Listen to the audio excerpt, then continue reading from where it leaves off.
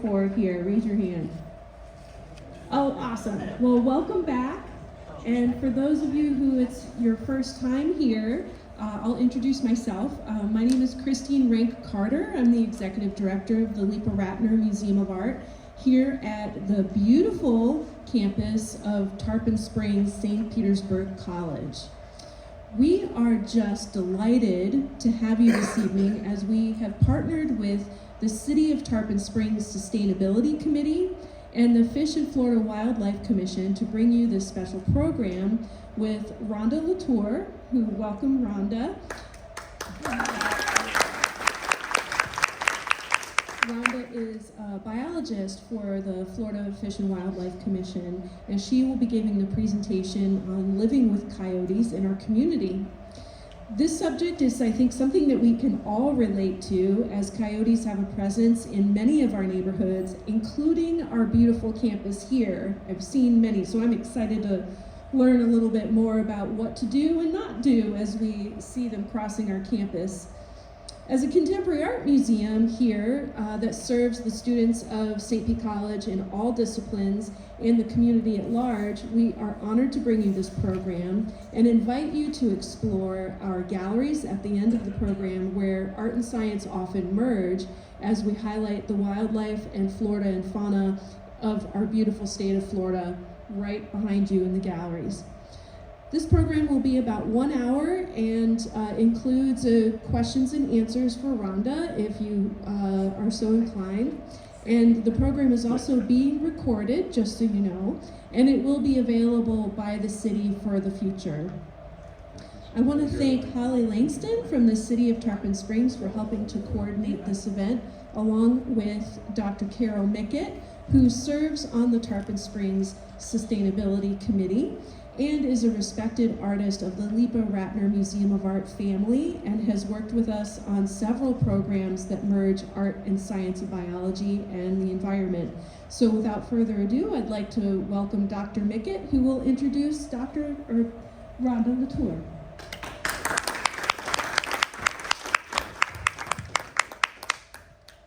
Thank you, Christine, for generously opening the museum to the City of Tarpon Springs. So I am Dr. Carol Mickett, and I'm the chairperson of the Sustainability Committee, which is one of the Tarpon Springs citizen volunteer committees and boards. The Sustainability Committee promotes environmental, economic, and social interests, responsibilities, and longevity within the city. This evening's program came out of work of the Sustainability Committee and our city liaison, Holly Langston, the Sustainability Coordinator at Tarpon Springs. So I'd like to welcome the Sustainability Committee members, and Loretta, who's doing our video, sits on our committee. And Denise is our former chair of our committee, so we welcome you as well. So we also have in our audience Tex Carter, who's the president of West Closterman Preservation Group. And do you want to put your hand up?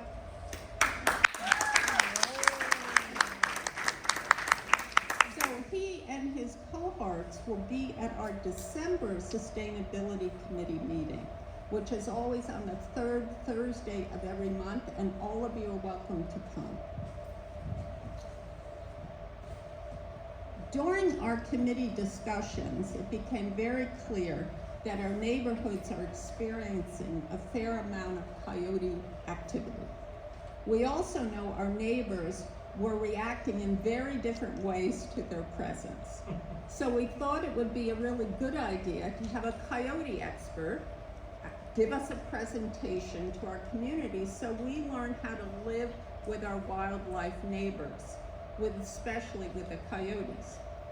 We are so fortunate to have an expert who agreed to come and talk to us, and that's Rhonda Latour. So she's the Senior Wildlife Assistant Biologist with Florida Fish and Wildlife Conservation. So please welcome Rhonda and her coyote sidekick, Zeus.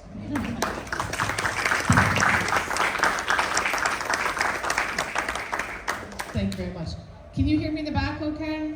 Yeah. Okay. So I'm going to talk to you guys a little bit tonight about coyotes in Florida, but the emphasis really is going to be urban coyotes. We take calls from residents statewide on this topic.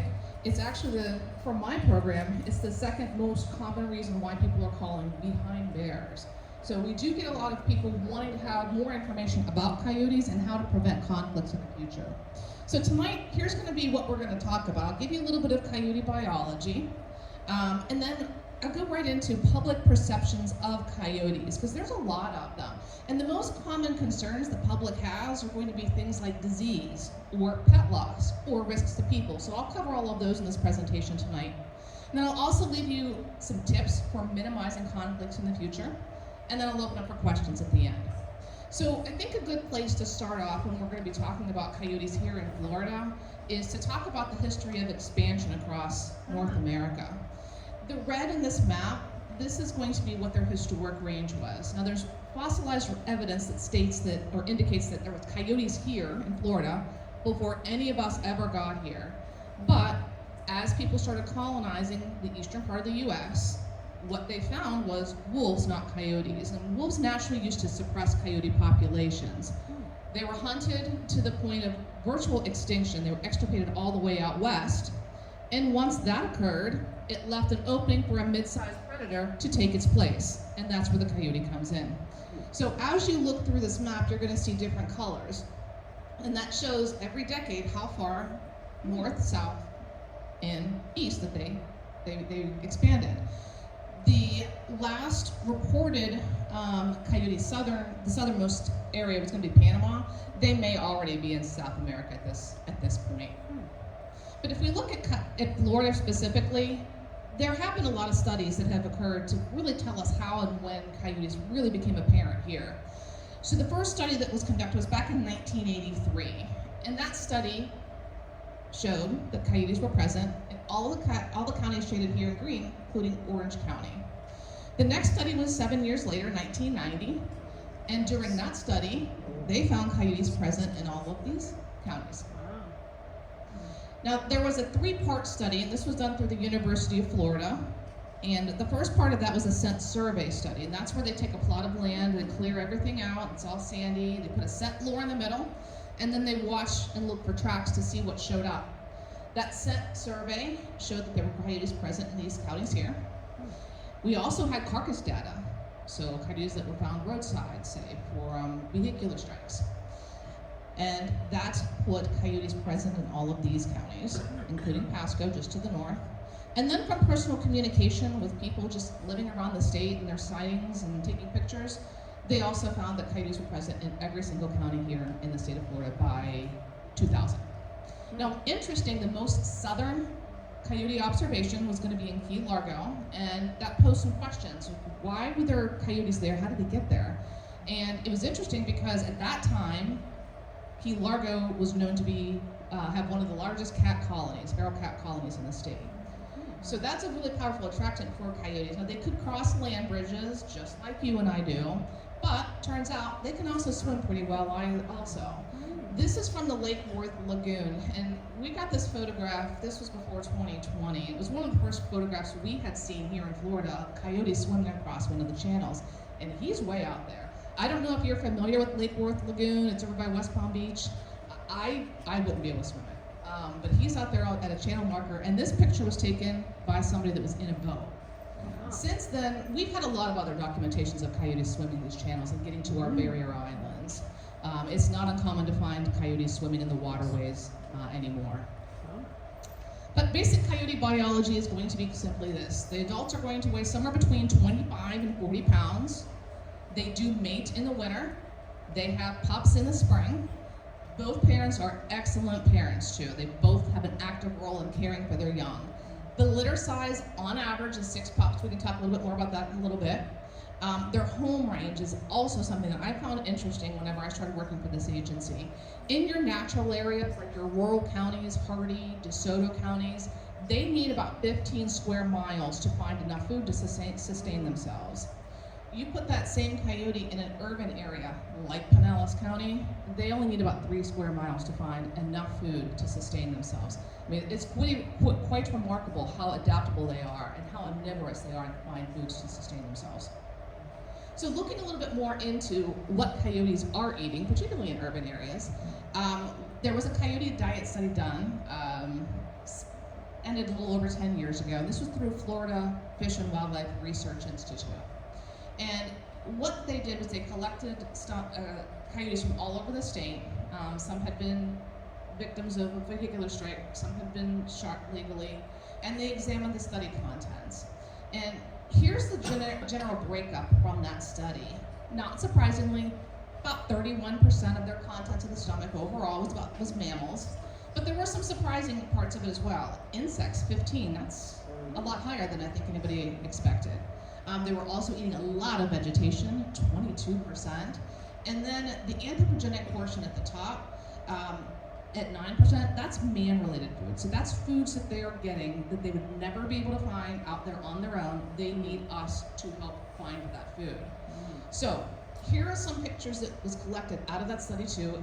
They are not terrible, but they are pretty interesting. This one here is going to be from a coyote in Pensacola, and that is going to be dog food. So that's an anthropogenic food item that I was talking about before. They can't find that on their own out in the wild. This one was from Pinellas County. This one was hit by a car, and that's cooked chicken. Again, they're not going to be able to find cooked chicken on their own as well. It's hard to say whether the coyotes was coming across this food intentionally, meaning somebody was feeding them on purpose, or if they just came across the food sitting out there in a trash bag and pulled it out. But regardless, both of those are going to be something that a coyote is going to look for here in an urban setting. They'll also eat things like butter wrappers, candy bar wrappers. They'll just eat the wrapper and all. Now the next couple of pictures are going to be my favorite. The one here on the left, this is going to be 47 small mammals. They look like they're all mice or small rats. Possums. You see a possum up there? Well, 47 is incredible because coyotes take about 5 hours to digest their food. So within 5 hours of this animal dying, he had consumed 47 small mammals. That's incredible. That is. This is another interesting photo. This is all insects, and I don't know if you can see, this is a pretty good screen, but it looks like they have identified the insects on this plate to be roaches. So I always tell people, if we could just get the coyotes to eat the rats, the mice, the roaches, we'd all be so happy and want them around our house all the time. But that's just simply not what happens. And there's a lot of public concern when we're seeing coyotes in areas where we live, densely populated areas. And those common concerns I have listed here. People are worried about the size, and that size being too big for a person to handle. They're worried about overpopulation of coyotes. Disease is another one, rabies, mange, distemper. They're concerned about pet loss and also risks to people. I mean, those are all pretty common concerns. So I'd like to just kind of break those down and cover them one by one. We'll start off at the top with size. Coyotes, during that same study that we conducted several years ago, were weighed, all of them were. And what we have here is going to be the graph from that study. So as you can see, the majority of coyotes are going to weigh in the 25, 35 pound mark. None of the coyotes that were weighed during that study were over 40 pounds. Now I do know that there have been a few since then that have been collected and weighed, and they have gone just above. I don't think I've had a coyote yet here in Florida go over 45 pounds, but I'm certainly not out there weighing them all either. They're going to be compared most commonly to a German Shepherd dog. Now German Shepherds are pretty large dogs. They weigh around 70 pounds. So coyotes, although they're the same size, they do not weigh the same amount at all. They're much more lanky. They don't have quite that same mass as a German Shepherd does. If you are truly seeing a canine, and it is going to be 60, 70 pounds, it's going to be a dog. We just do not have coyotes getting that big here in Florida. Now, going back into the public concerns, we can talk about overpopulation of coyotes. And what happens if we get so many coyotes breeding and they keep having babies and nothing happens, and pretty soon we have all of these coyotes and they're going to run out of food, and then what happens? Coyote parents are excellent. obviously. They're really good at taking care of their young, but they do have a hard life, particularly in urban areas as well. So we have had some studies done nationwide and here in Florida as well through the University of Florida, and the survival estimates can vary depending on where that coyote is located. Now, what they do know is that adult survival is much greater than juvenile survival. So when they're young, that first year of life, that's a crucial year, and not all of them make it. They've also learned that resident survival, meaning coyotes that have an established territory and they're living here permanently, they know the area more. So they're much more capable of surviving than the transient ones. The ones are just going to be moving through trying to find their own location. Whatever system that we're talking about, harvest, which is hunting legally, or lethal removal is the most common mortality cause, followed by vehicular strikes. Now, there is such a thing called carrying capacity, and what that means is there is only enough food to sustain an animal on the landscape. So once it runs out of that food, it's kind of got a decision to make. The decision is, do I stay here and wait for food to show up and potentially die, or do I leave and go somewhere else? I think coyotes, as well as other animals, if they realize or recognize that the food sources are limited and they do not have the options they once did, they'll decrease their litter size and they'll probably leave and go elsewhere looking for food. Going back to another public concern, which is going to be disease. People seeing coyotes out there, there's concern, what if they're rabid? Rabies is interesting with coyotes because this is going to be a chart from the Department of Health. And this is a public chart. You all can look this up on the Florida Department of Health anytime you want to. And this is a 20-year breakdown of confirmed rabies cases by species. It ends at 2022. I'm not sure why it hasn't been updated yet, but regardless, I mean, the numbers still stay pretty consistent. For coyotes, I think it's 2 is on this one. Yeah. Two. It's 3 now. There was another case this year up in Jacksonville. So that one has gone up by 1, but still over a 20-year period, we've had 3 coyotes in the state test positive for rabies. You compare that with some of the other species like bats, cats, foxes are pretty high too, and raccoons, of course. Yes. That number is pretty small for coyotes. So we don't find that coyotes are testing positive for rabies quite so much. But what I hear more about than anything else when it comes to coyotes is mange. And I think that in Pinellas County, I hear more about mange than I do any other county here in the state. There's 2 types of mange. It's demodectic or sarcoptic. And it's not a disease. Mange is a parasite. It burrows under the skin. It causes intense itchiness. They lose their hair. It can be lethal. In fact, it often is in coyotes because they don't have access to veterinary care. So they end up scratching, and if they scratch open sores, that can lead to secondary infection, which can cause mortality, and often does. Some of them can make it through it, but often they don't. And mange is easily treated if there is veterinary care or physician care. It's just you have to get them to the physician in order to get that oral or topical prescription that they need. It is spread primarily through direct contact. That means if a coyote is running through your yard and it had mange and you let your pet outside, it's really unlikely for your pet to be able to pick that up, because once that parasite falls off of the animal, it has to find another living host extraordinarily quickly, and often it does not. So they're very specific about keeping on that living host and not leaving. Other concerns, pet loss, and that's a really good concern. People should be concerned about pet loss when it comes to coyotes. Coyotes are going to be a mid-sized predator. They're going to be looking for prey items that are going to be smaller than them, and often that's going to be a lot of our dog breeds that we have. Now, this is going to be a breakdown. We had in calls from just 1 year, a few years ago, and we record all of the calls that we get in the state on topics of bears or coyotes, and the primary reason why people are calling into the FWC is to report a coyote in the area, in the yard, a sighting or observation. And they might have some concerns that go along with that.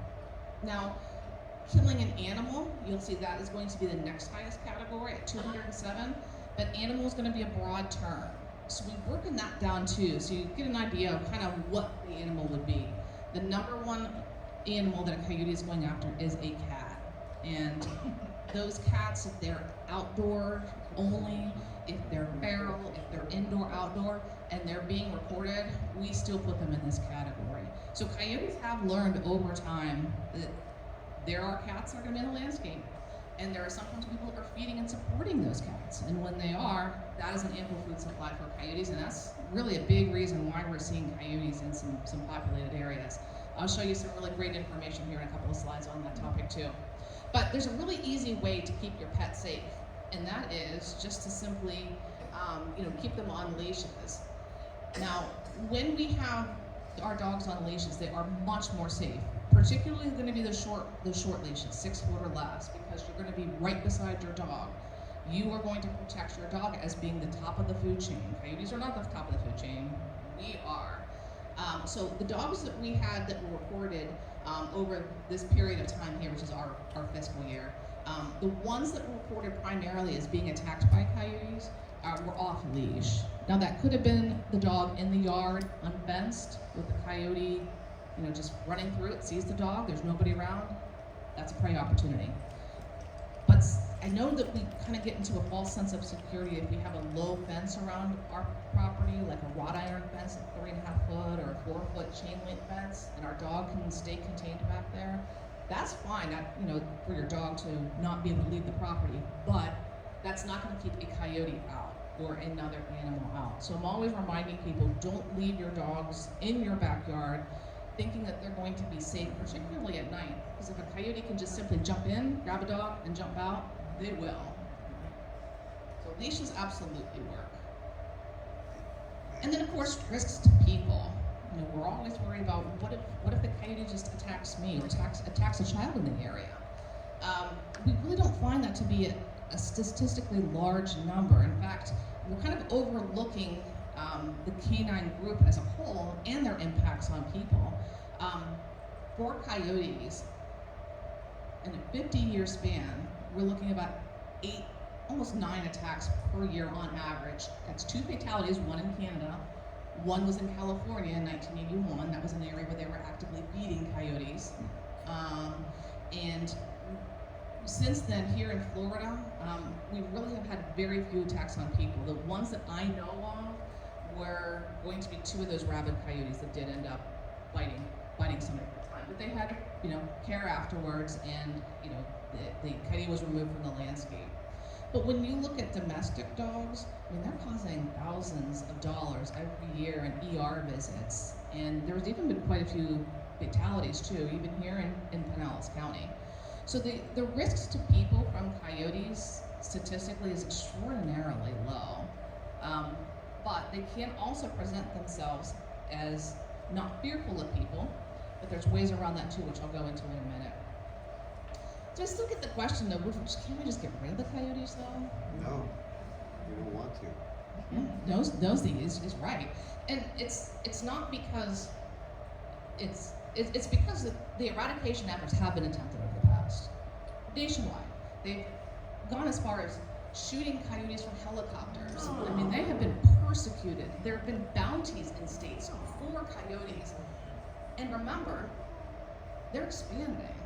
So eradication is not something that has ever worked. Their breeding dynamics are incredible. Remember I said in the beginning how they can have an average 6 pups per litter? If the environment is right and there's enough food availability, they can have as many as 12. So if they see that opportunity, they'll increase their litter sizes, and you could end up having more coyotes than you even started with in the first place. Coyotes are territorial. They want to keep other coyotes out of their territory, and they'll start singing or vocalizing or making yips and howls, and this is the time of year when you're going to hear that too. And they have a high replacement rate. They're extremely adaptable. They are very intelligent. They're trap shy, and unfortunately, they are here to stay. When I say that they're territorial with a high replacement value, there is a study that's currently being done in partnership with us in the University of Florida. This is in Broward County. And this is very recent. This was this year's coyotes. They collared 10 coyotes in Broward County, and are tracking them to see where they go. How are they living in urban spaces? What are their urban territories looking like? So this is going to be one coyote in particular. And if you look here at this green dot at the very bottom, that was a vehicular strike on that coyote, and he died. 9 days later, a different collared coyote came in and assumed that same territory. I mean, look at this. I'm going to go back. I mean, look at that. That's incredible. It was 9 days. So this is extremely interesting, and this is something that University of Florida is looking into more, which is the space strategies that coyotes use, and how do they know when a coyote is removed so quickly to take that space back over again. Is it by scent? It could be by scent, and it could be by those vocalizations that I was talking about too. Remember, I mean, if they're howling and talking and telling another coyote, I'm over here, this is my space, and that voice goes away, that could be an indicator that, hey, it's available for a new tenant. It also looks like some of the areas it's around are watered features. Yes, that's true.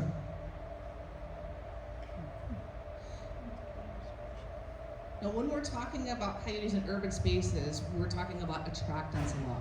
Why do they stay here? What are they eating? How can we prevent them from getting so much food and sticking around? This is from Rhode Island. This was a study they did where they had collared coyotes and were looking at these are two feeding stations, one up here and one down here, and these are coyotes just going back and forth all day long to the station. So what happened was they shut those stations down, got rid of them. They're not there anymore. And then they monitored it for 3 to 4 weeks, and this was the activity in the area. So it's really interesting to see how a feeding station can impact coyotes' activity levels. And remember that these are paths back and forth, so everybody along this path is seeing these coyotes day in and day out. Based on this study, and based on my conversations with other people here in Pinellas County, I wanted to do something similar because it sounded like I was hearing from people who were having the most problems with coyotes, were also having feral cat colonies that they were taking care of. So we created a map, this is going to be Pinellas County here, of known feeding stations. I couldn't find all of them, that's not up for public domain, but just from conversation with people or what I was seeing out there myself, I did find a few of them, and I wanted to overlap what our hotspots for calls were. So like here, for example, there's three stations where they were feeding cats pretty close to each other. Look at all the calls, like this is red with the yellow in the middle. That's a high call volume right there. And same with here. We had a couple. So you're going to see that there can be some relationship or correlation between putting that food out for a cat, which is legal, and coyote activity. So they can eat anything that's going to eat that cat food, or they will eat the cat food itself. Either way, they're getting fed. So it's really important to remember that if you're putting food out for animals, cats, you want to pick it up so that coyotes are not finding it. Now we have wildlife conflict that we will talk to the residents or public about on a daily basis. And when we're talking about conflict, we have identified behaviors, like what are the behaviors that are causing conflict. A coyote just being in the area is not a conflict. It's not going to be an issue that we would find concerning about a coyote. But if the coyote is causing property damage, or if he is presenting a threat to public safety, or if he's living under a house, for example, burrowing under a house, which they rarely do, that is going to be defined as a nuisance behavior per our guidelines. And at that point, coyotes can be removed. They're extremely difficult to trap and remove, though, so that's important to remember. And even if you do trap and remove the coyote, another one can move right back in. So my program and my staff, we're talking with people on how to avoid those problems before they start, so you don't have to get to this point where you're trying to remove a coyote that has developed some bad behaviors. And one of the things that we talk to people about on a regular basis is scaring coyotes away, because I'm often talking to people who are afraid of the coyotes, and what their instinct is to run away, or go in the house and wait for it to leave, or take a picture and post it on social media. When a coyote sees this behavior from us, they start to think that we don't care if they're there. So if we don't care, then why hide? And they will lay in your yards if you let them, which is pretty much what happened at another community closer to 60 here in Pinellas County. We were getting regular reports from the residents there that coyotes were brazen. They were laying in the golf course, and people were playing golf around them. So we went out to see what was going on and see if that was really the case, if they were not afraid of people any longer. Turns out that it wasn't that they weren't afraid of people, they just weren't being challenged. So one of my staff showed them how to haze coyotes, and this is what it looked like here. There is some sound, it's very low.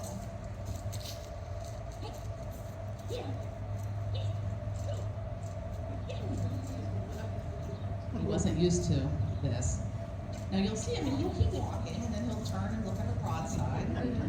Still coming?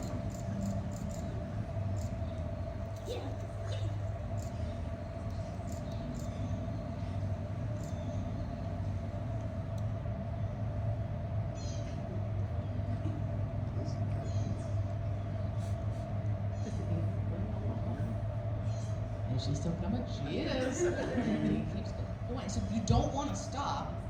If the coyote stops and she stops, he would think, okay, she just wants me to come here, and then he'd probably lay down. Keep going. She walked him all the way off of that golf course and right onto the Pinellas Trail. And this is a melanistic coyote too, by the way, if you're curious about the coloring. Is that a hole through the fence? It was. Yeah. This video is also now on our website with some narration to it as well, and I believe other states picked it up just because of the incredible circumstance. You rarely get to see coyotes behaving like that, and you shouldn't. It just takes a little bit of pressure on our part to get them to move away. So I'm going to wrap up. I'm going to get open for questions, but I'll leave you with some facts. They do occur in every state with the exception of Hawaii, here in the U.S. They are in every county here in the state of Florida as well. Attacks by coyotes on people are extremely rare, and that's a national statistic.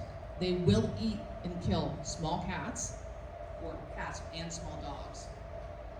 They can carry rabies, but it is very rare. Now, I'm gonna leave you some advice too. First of all, never feed a coyote. It is illegal in Florida. It is only going to break down those behaviors, and they will become a public safety threat at that point. Prevent access to garbage, pet food, anything like that. Keep your cats inside. Have your small dogs on short leashes next to you and in a well fenced-in yard. Follow those hazing recommendations to consistently frighten coyotes away. And I do have some whistles over here with lights on them. If anybody's interested, there's also some pet bags, or pet bags and carriers too. This is all for giveaway. If a coyote does approach and you have a pet with you or a small child, just pick them up. Be prepared to defend yourself. I've never had that scenario unfold, but we do tell people be prepared to defend yourself. Never run from a coyote.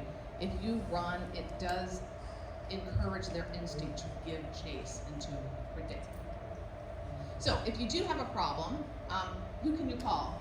Here are some numbers and email addresses here on the screen. We do have our website, which has a lot of information, including that video that I just showed you.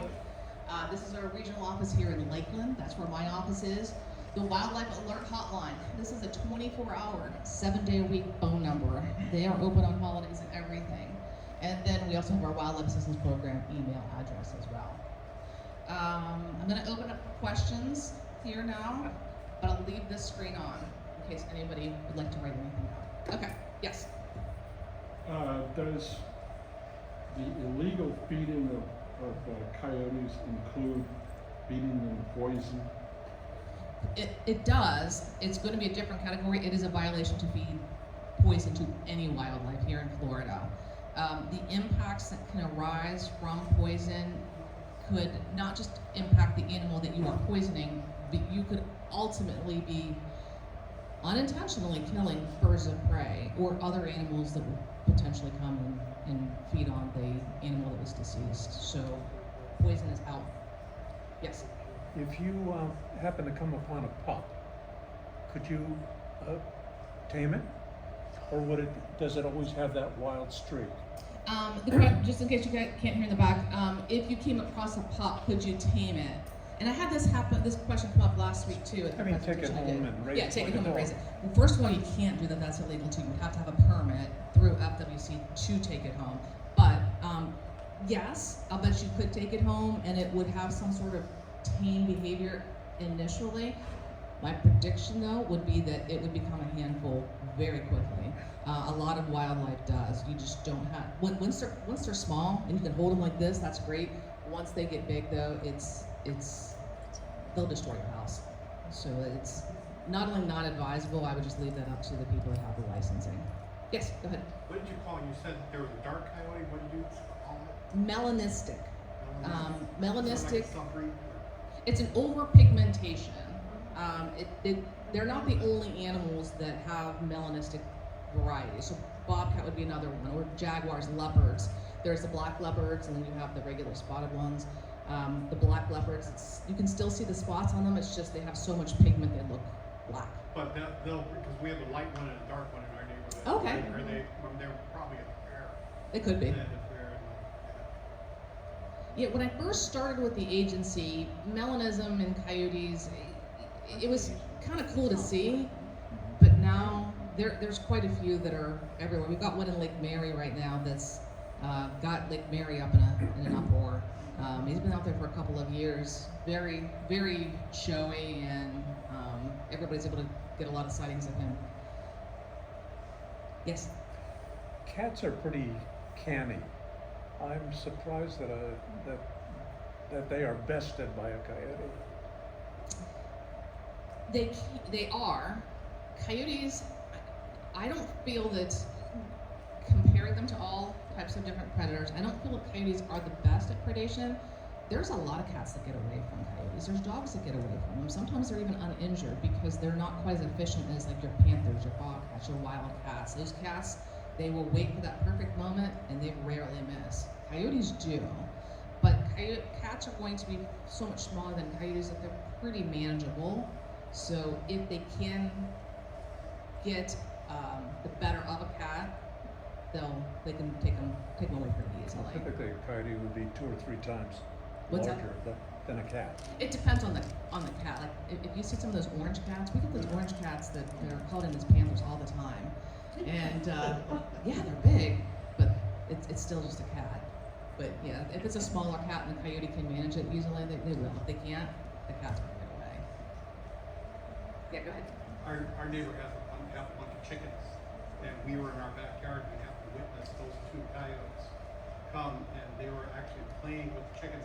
I mean, when I say playing, he plucked the feathers off the back end of one chicken while she was screaming at him, and left a bunch of feathers, but the chickens all got away, and they were prancing around, and they went back in the woods like they were like dogs play with toys.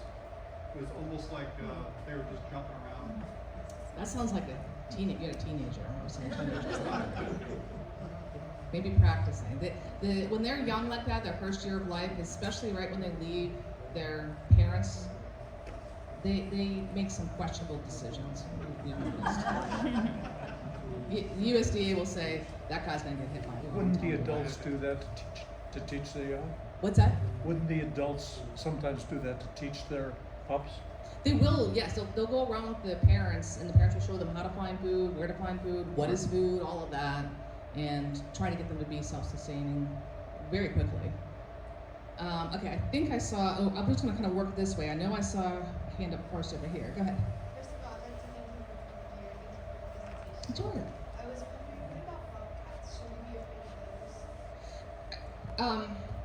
Could you repeat the question? Yeah, she's wanting to know, should we be afraid of bobcats? Bobcats and coyotes are very similar. So if you see one you're uncomfortable, you would want to do the same thing, which is try and scare them away. They're probably just going to go into a bush line and stop and look at you. That's typically what they do. I describe their behavior to be very similar to a feral cat. Like they'll let you get pretty close, but not too close. Do you see bobcats here very often? Yeah. Okay. I saw one the other day, and it's just like scared me. I mean, obviously I know not to go in now, but I did at the time. They're there's not many in Pinellas. I remember there was one down by 60 Safety Harbor area, and I remember it came up this way. I saw one in Oldsmore. Okay. Go ahead. I want to know, how long do the pups stay with their parents? And once they reach a certain age, do they stay in the area or do they try and find a different Yes. area? All right. Coyotes. She's asking about basically the life cycle of pups. In short. A lot of them. Yeah, they will mate, so they're mating this time of year. They're starting to draw their boundary lines, their territories. They're going to find denning sites. And coyotes, they do not use a den all year. It's just for the purpose of rearing pups. So usually they're going to start having their pups in about February. I'm saying that very cautiously though, because over time I've noticed that with our weather being as temperate as it is, I'm still hearing about pups in July, which at one time that was, I wouldn't believe you, but I've seen photographs of them. So it seems like the pup season is getting a little bit longer here. Usually those pups from that year are going to primarily all be pushed out by the time they go into breeding season again. So that would be somewhere around October, November is when we hear the vocalizing calls coming in. People hear them and people get afraid. They're killing something is what it sounds like to people. It's not, they're just talking to each other. They may be doing some interfighting to push their young out. Some will stay behind, maybe, to take care of this year's pups, but not always. When they leave, will they stay nearby? It depends. Is there any room available? If not, no, they're going to be going a long distance away. So we have a few that I know of that have gone long distances. One was in the Panhandle. I believe it was trapped east of Tallahassee, and it was running all the way to Pensacola. I mean, it was going a long way away. I remember there was one that University of Florida had collared up by Yeehaw Junction, and they lost communication somewhere in, I believe it was Miami-Dade County. So they can go a great distance away. So, yes to everything, kind of. Okay, go ahead. Thank you again for coming. Oh, you're welcome. Wonderful. What is the gestational period? I'm assuming it's like that 2 to 3 months, but I just wonder, is it the same? And then secondly, when they pair, like when coyotes pair, do they stay together in that same like 3 square miles or 15 square miles, or do they have their own territory? Yes, it is about 3 months for coyotes, and they do bond, so there's a male-female bond, pair bond. If they lose a mate, it's gonna throw everything off. So they will defend a territory as long as they can. If the male ends up if either one of them ends up losing their partner, it could bring a different one in, and their territory boundaries could change, or they may have to look for a different territory. But in a stable coyote pack, and so that's going to be the alpha male, alpha female, and their pups. They're going to defend a very tight area and stay there as long as they possibly can. So a follow-up question, I'm sorry.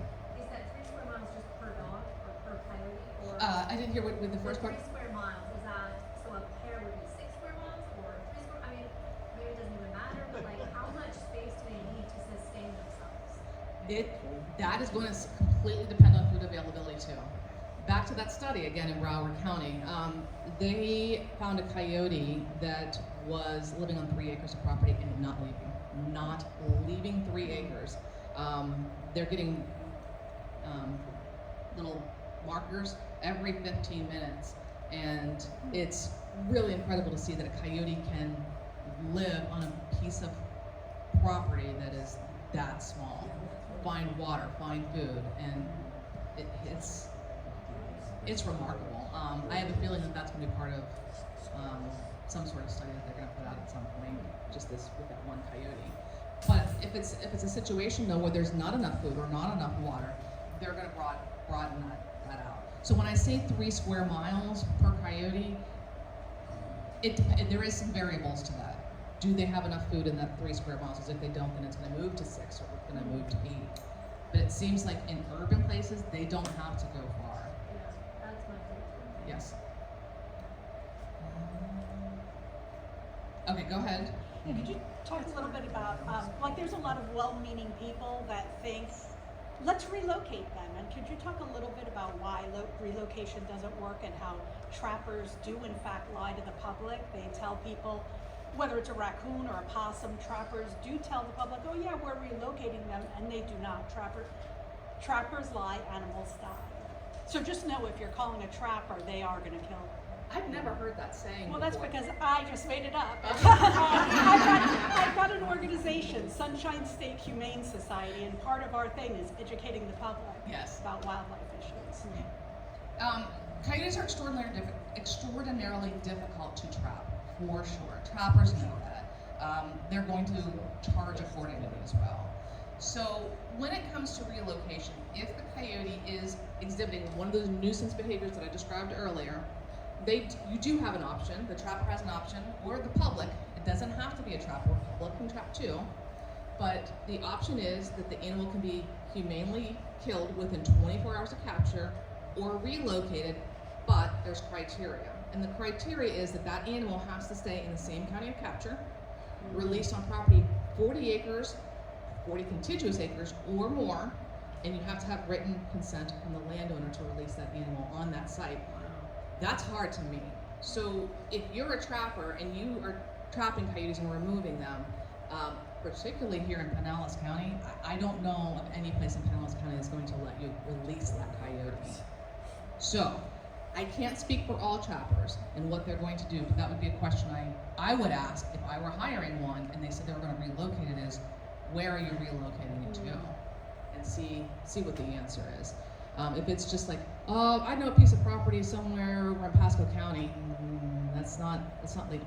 But then wouldn't also, because there are resources, wouldn't just like, nature abhors a vacuum, so then wouldn't another coyote just take that coyote's place? So Exactly. You're kind of just, Yeah, trapping Yeah. and removal. It's not the magic answer Right. that people seem to think. Like you put a trap out, and you're not gonna have come out the next morning and there's gonna be the coyote you're looking for necessarily in it. They're really smart about trapping. They know how to maneuver urban spaces and not find themselves in those types of situations. It's extremely rare. I'll go back to a teenage coyote example though. For a coyote to go into a trap like that. We did have in FWC, we've got a non-native program.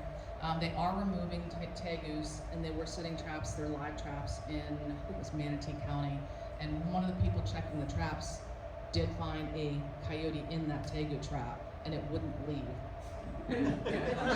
She had to pick it up and like dump it upside down to get the coyote out. That was a small coyote, that was a teenage coyote, and that's what I'm saying, they don't make great decisions. You had a question. Yes, two things. After you answer my question, will you talk about the dog? That dog? Will I talk about him? Yeah. Okay. And can dogs breed with coyotes? They can. There have been a lot of studies nationwide about the genetic makeup in coyotes, wolves versus dogs, and they can find all three in coyotes, like domestic, wolf, and coyote. It varies though, depending on what region of the country you're in. Right now, we don't have coyotes breeding with dogs. We don't have wolves here in Florida. Coyotes do not have any problem finding mates here now. And my main concern would be if they found a dog, if it were smaller, you're likely looking at a predation situation. But no, there is some statistical information out there that shows that there has been some intermingling over decades. So this is a little stuffed dog. It's a Chihuahua, and I don't know if anybody recognizes what it's wearing. This is a coyote vest. It was first seen on Shark Tank. If you're a Shark Tank watcher, and the couple that made this, they had a small pet, and they lived, I believe it was I think it was California, and they had a problem with coyotes, and they wanted to protect their pets, so they came up with this idea, and it does have a really interesting way in which it works because coyotes, if they're going to be grabbing a small dog and coming up to this, the first thing they're going to do is bite down. These are plastic spikes, and you can come up and feel them when we're done here. So it's going to be really hard to grab this animal. You're just going to be getting a mouthful of spikes. if they were to pull hard enough, these, they're just Velcroed on here, so they come right off. And so he's gonna be left with a mouthful of spikes, not your pet. There's also these harder ones here too, which are not going to feel good. So what I would, what happened would be, the coyote would be very confused if he puts his mouth on it first, and it would give the dog some time to get away and keep the dog safe. I believe the vest is Kevlar too. I think that's what the material is. Go ahead. There's one behind you. Yeah, the question I had was also about hybridization with dogs or with wolves in Florida, and if that was happening at all. It sounds like the answer to that. No, it's not. But you'll still find some genetic makeup of wolves and dogs and coyotes. Okay. And do they mate for life generally? They do. Okay. Yeah. Okay, go ahead, ma'am. Okay, on the screen you had a coyote that was on the golf course, minding his own business, enjoying his afternoon, taking a relaxing chill right there in the grass. Is he smart enough to know he's gonna come back tomorrow when that lady's nowhere around? He's gonna come back and he's not being disturbed.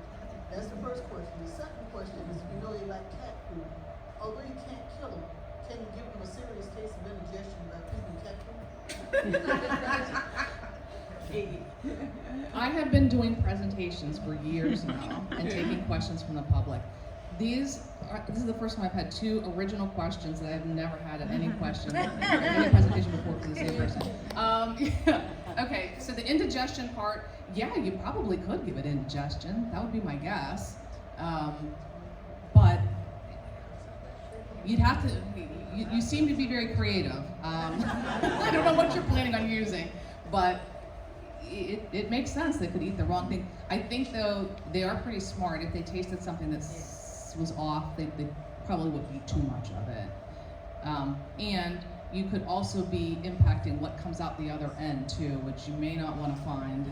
People love sending us those pictures, and they're not all pretty to look at. Your first question, I'm so sorry. What was the first question again? Is he gonna come back tomorrow Oh. when she's not there? He's smart. Yeah, he's coming back tomorrow. Yeah, everybody has to do this. You can't have just one person scaring coyotes away, because then what will happen is the coyote will say, "Hey, there's that crazy lady again. I'm gonna wait for her to leave and then let everybody else just walk by." What age is a coyote an adult? What is it? At what age is it an adult? Yeah. I mean, at 1 year old, is it a teenager? Yeah, usually up until, that's a good question too. I mean, usually up to one year old, they're still in their juvenile. Even after that, they're still very young, but they can start reproducing at 2 years. How old do they get? How what? Old do they get? It depends. The 8 to 10 is a full lifespan, but their life is so hard that they don't often reach that age, particularly whenever they're in that first year, because we are seeing coyotes being hit by cars a lot. And of course we have people that are lethally removing them as well.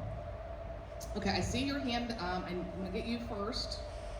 Since you're speaking about being hit by cars, is there a number you'd like us to call if we see a coyote spray? Or there are so many it doesn't matter? Yeah, we do see so many of them. The only thing that we are going to be responding for at this point for vehicular strikes is going to be bear and panther. Those are the two that somebody will come out and will collect that in. Bald eagle too, and bald eagles also. Yes.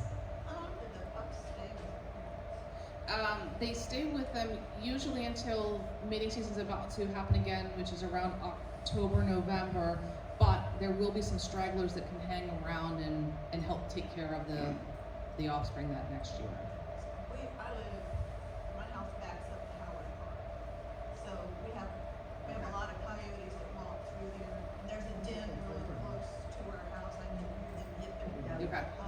Early in the morning and dusk. And I don't know how many pups there are and how long they stay with them.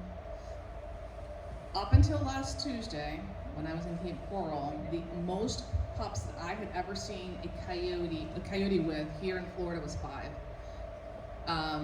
I said that at the presentation last week, and somebody came up afterwards and showed me 7 in Cape Coral. So now 7's the most that I've seen coyote with, but most of the time it's 3 to 5. Yes. Okay, so earlier you mentioned about coyotes crossing yards open. Yes. Fenced, have you noticed, or are they capable of climbing fences? And if so, what heights have, we seen? And then as far as that question, that is for you, and as far as for the sustainability people here, you mentioned you're gonna post it. Will that be, if we go to the city website, then committees and sustainability, or will it be on Connect Tarpon that or we can maybe have it on both? Probably the YouTube channel and on the sustainability website. Right, but we can get to that through the city website. Yes. So, city website, and then there's a thing that says committees, then you can go to sustainability committee, and then possibly have a link there. To our website. All right, just so people can maybe know how to access. Mhm. And then, We're gonna make it available and easy to access. good. So people who aren't here will be able to gain this information, which is so valuable. You had mentioned the yards and fences. Right. Okay. 3.5-foot fence they can jump. They can usually jump 4. If they're smaller, they may jump most of it and just climb over the top. They are able to get over a 6-foot chain link fence. They can. Yeah. I have seen it before. It doesn't happen often. Nevertheless, I don't trust 6-foot chain link fences. I've never had anyone yet tell me that they have gone over a 6-foot privacy fence, whether it be PVC or wood, with the exception of whatever's on the other side. So if there's a log pile, for example, or a wood pile on the other side, and they can just jump on that and climb over, they will. The thing about those privacy fences are they can't see through them. So if they can't see what's on the other side, they may not be attracted unless they know that there's something over there they want. They're more likely to go under those fences because they are really good diggers than they would be to go over it. So although you're not guaranteed any safety with the privacy fences, I've not had an issue with anyone with a privacy fence in Coyotes yet.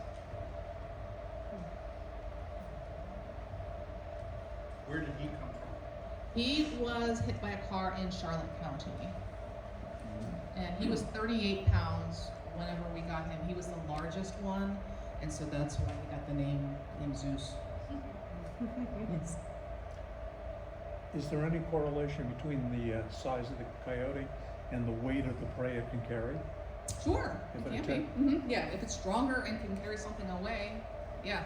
Can it carry its own weight? It could. It would be dragging a lot of it though. I mean, panthers do that too. I mean, they can carry things away that are larger than they are, but they're dragging a lot of them. There have been coyotes that have predated on 100-pound goats before. It does not happen very often, and that's in a rural part of the state too. So when they eat something, do they, suppose they kill a cat, do they eat the cat there, or do they take it back to? They can do either one. Oh. Yeah. I think it's gonna depend on how safe they feel where they are. If it's like there's lights everywhere and cars driving by and people maybe walking their pets, they're probably gonna take it somewhere where it's a little bit more private. But if it's pretty quiet out and they feel safe, they might just consume it right there. Okay, I'm gonna get your hand first, and I'll get you. You, yes. What are their predators other than cars and humans? Here they don't have many. Panthers can, but there's just not many panthers here in Florida. Most of them are going to be south of the Caloosahatchee River, so we don't have a lot of information about panthers and coyotes. Bears could, but bears aren't great at predation either. They're flat-footed. They're not fast. I mean, coyotes are. Pardon me for saying this. They are wily. So they're much more agile than bears are. Now, wolves historically suppress the coyote populations, but since we don't have any here, then there's nothing really suppressing coyotes other than us. And we are going to be the major threat to coyotes at this point. Is there actually an issue with population control for Florida? Population what? Control for Florida? Is there an issue with population Are control? you satisfied with the population and the way that it's maintaining itself, or are we overpopulated? I'm I'm going to say that I'm satisfied, but hear me out. The reason I'm satisfied is because it's no secret, Florida is developing at an unprecedented rate. I mean, we are just adding more and more houses, more and more communities. So I'm very happy that there are at least some species out there that are able to persevere through these changes and through those challenges and still thrive with no management. Like panthers, for example, their numbers are slowly increasing, but there's a lot of people trying to help them to survive and to thrive. We've got rules and regulations in place. Coyotes have none of that, and they are doing just fine. Bobcats is another. I mean, I am really impressed with the adaptability of bobcats here in Florida, considering everything that we have done to make it very hard on them. That is the only, I mean, that's where I stand on control. Do I think that they need to be controlled? I can't say I think that they need to be controlled. I just think that we need to do a better job of educating the public so the public really understands what coyote behavior looks like when it's good, what coyote behavior looks like when it's not good, and how we can do our part to make sure that they are not creating those nuisance situations that we're getting reports of. Coexistence. You're right. I don't use the word coexistence quite as much as I used to. It seems like a lot of people have turned their back on that word. But it's really important to know that, you know, we all are taking up so much habitat here in Florida. And having a little bit of patience for some of these animals that are just out there trying to survive is something that we need to consider. We need to be good stewards here in Florida. You know, and I'm talking about animals, but you know, it could be also, you know, water use or use of pesticides, you know, taking care of the environment. It really is important because if we don't have a healthy environment that we're living in, it is going to affect us negatively. She had a question first. Yeah, I just wanted, it was kind of piggybacking off of the other question, but could alligators eat coyotes? Yes. What was the question? Can alligators eat coyotes? Oh. Yeah. Yeah. Oh, I know. Yeah. Don't walk your pets near freshwater sources, even on a leash. Go ahead. Is there a story here? No, somebody just reported we were trying to get a coyote in every single regional office for educational purposes. This was a coyote. Oh yes. Oh, yeah. Yeah. You should touch it. It's really nice. Yeah, you can touch him. Yeah. And, yeah, he was a male. The taxidermist and who mounted this did a really good job because since he was so large, they only have certain size standard forms that they use, and it looks just, to me, I think it looks very, very incredible. You can, if you feel the ear, you can kind of see where the form ends and where his ear stops. She was first, and I'll get you. I realize it's not a coyote question, but I'm just really curious. Were black bears a problem that they reopened the hunting season this year after a decade of not having bear hunts? I can't say that that's why they opened the black bear hunt. That was the decision the commissioners made to have a bear hunt this year rather. And our bear management program, their information that they had for the commissioners was that we could sustain a bear hunt of some sort, and so there is a limit that they put on bears in each region. Problem-wise, yes, bears are getting into garbage statewide. They are impacting neighborhoods where people live. This bear hunt is not going to fix that. There's still going to be a responsibility that we have if we want to avoid conflicts with bears to keep our cans in. We don't have black bears here in Tarpon Springs. At least I haven't seen one since I've been here with the agency. But there in our other areas like Ocala and all around Ocala or Naples, the Panhandle, yeah, they're attracted to those neighborhoods because people are just leaving the cans out and the bears are just going up the street and going through all the cans. Yes. My question is, I've got photographs of bobcat Oh, good. in Landsbrook.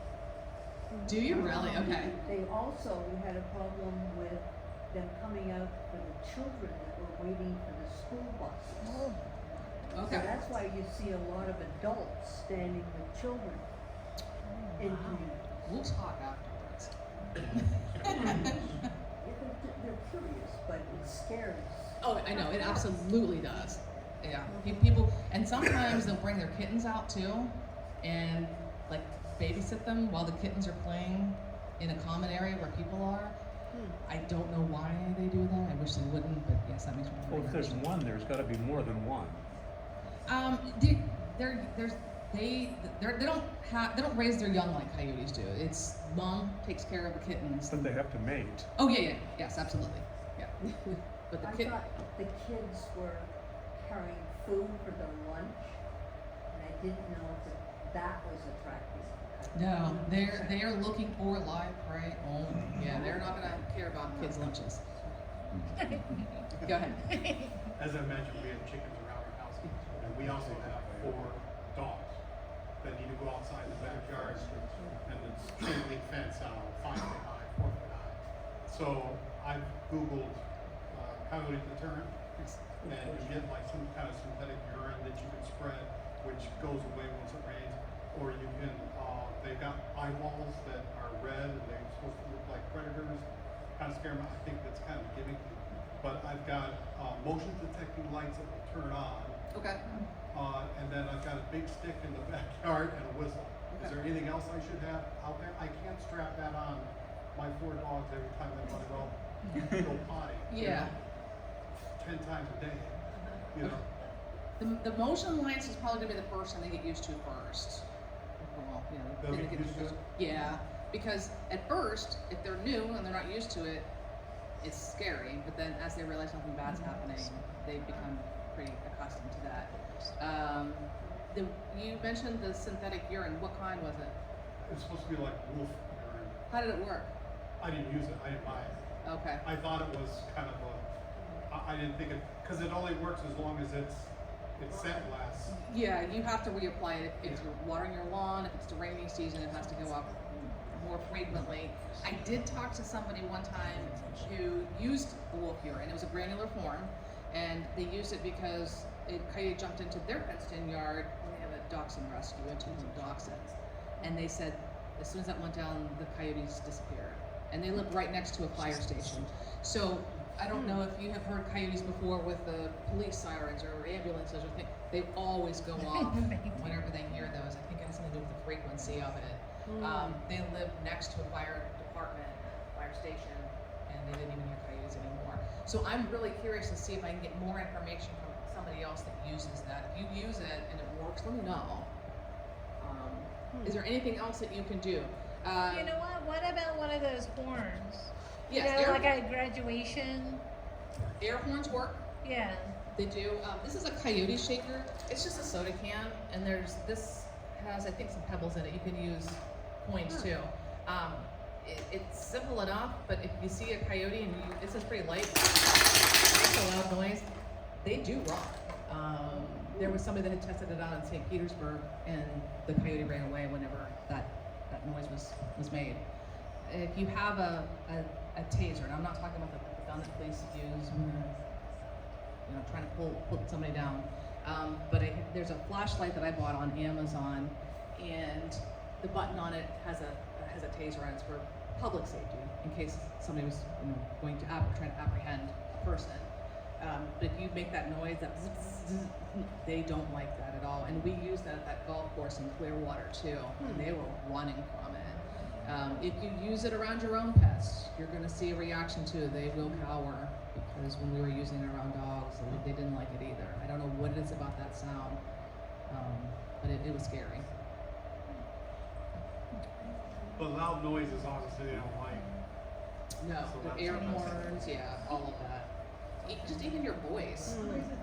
Paintball's another one too. If you have a paintball gun and you hit them in the backside, the back hindquarters, it's gonna hurt.